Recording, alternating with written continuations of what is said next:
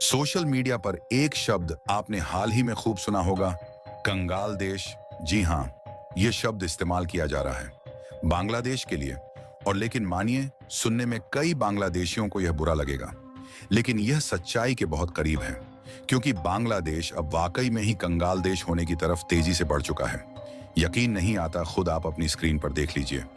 सबसे पहली खबर तो यह निकलकर सामने आई है कि इस समय बांग्लादेश के जो अंतरिम सरकार के प्रधानमंत्री हैं, मोहम्मद यूनुस, उन्होंने देश के अंदर मौजूद वर्ल्ड बैंक के हेड से बात करी है और कहा है कि हमारे देश की आर्थिक हालत बदतर हो चली है और हमें फिलहाल तुरंत $1 बिलियन की मदद चाहिए।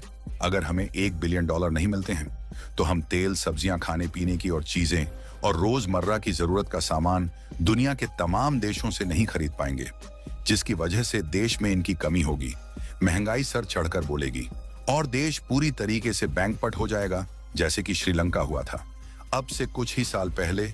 और इसीलिए हमें तुरंत इंपोर्ट बिल को चुकाने के लिए $1 बिलियन तो चाहिए ही चाहिए। लेकिन बात सिर्फ यहीं तक सीमित नहीं है। आप दूसरी खबर देखिए।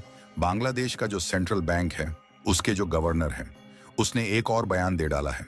उसने कहा है कि हमें $1 बिलियन नहीं चाहिए, असल में हमें $65 बिलियन की मदद चाहिए।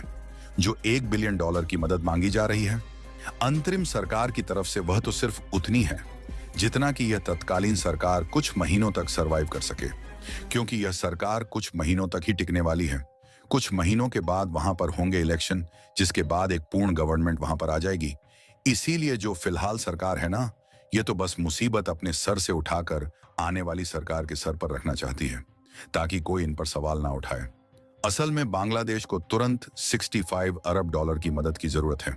अगर ये नहीं मिल पाते हैं तो तैयार हो जाइए, बांग्लादेश की लंका लगने वाली है। आपका सवाल होगा कि यार, बांग्लादेश की ऐसे बदतर हालात कुछ ही दिन में कैसे हो गई? क्या शेख हसीना ऐसा करके गई थी या कोई और कारण है? तो देखिए, इसमें कोई कुछ नहीं कर सकता। ये बांग्लादेश की अर्थव्यवस्था का नेचर है। इनकी अर्थव्यवस्था भारत जैसी नहीं है, जो कि आप कुछ महीनों तक झटके सहन कर सके। इनकी अर्थव्यवस्था रोज कमाने रोज खाने वाली है, यानी कि मजदूरों वाली अर्थव्यवस्था है। इनके देश की अगर आप इंडस्ट्री भी देखें तो कुछ खास बड़ी इंडस्ट्री नहीं है। इसी वजह से इन्हें लगातार अपनी इकोनॉमी को चलाए रखना होता है। अगर आपने एक बार भी उसे बंद किया कुछ दिनों के लिए ही, तो वह सरवाइव नहीं कर सकती। इसके अलावा एक बड़ा कारण यह भी है कि इनके देश की अर्थव्यवस्था हैवली डिपेंडेंट है टेक्सटाइल इंडस्ट्री पर, यानी कि कपड़ा उद्योग पर। दुनिया के जो बड़े बड़े फैशन ब्रांड हैं, H&M, ज़ारा वगैरह, सब अपने ज्यादातर कपड़े बांग्लादेश में ही बनवाते थे, क्योंकि बहुत ही चीप लेबर है और कपड़े बनाते वक्त पर्यावरण का भी उतना ध्यान नहीं रखा जाता जितना कि चीन या भारत में रखा जाता है। लेकिन पिछले कुछ दिनों में वहां पर पॉलिटिकल इंस्टेबिलिटी आई, जिस वजह से इनकी मैन्युफैक्चरिंग ठप पड़ी।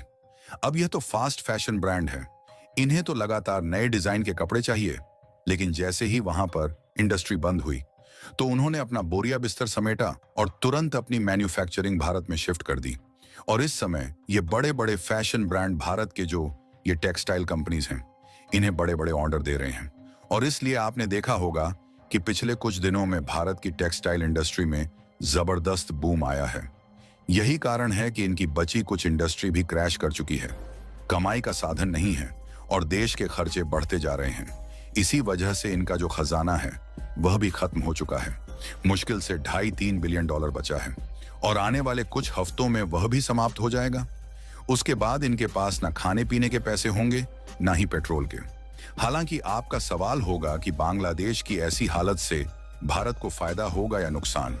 तो देखिए, 80% फायदा है, 15-20% नुकसान भी है।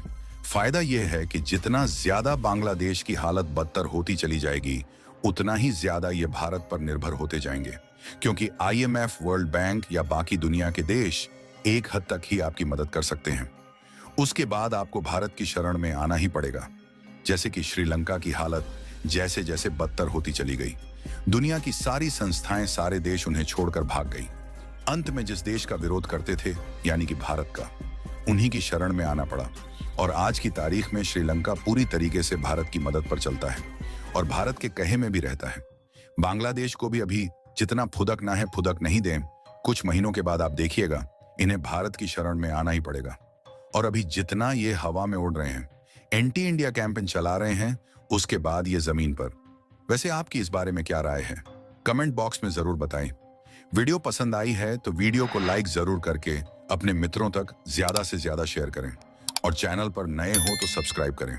हम आपसे मिलते हैं इसी तरह की इंफॉर्मेटिव वीडियो के साथ। जय हिंद, जय भारत।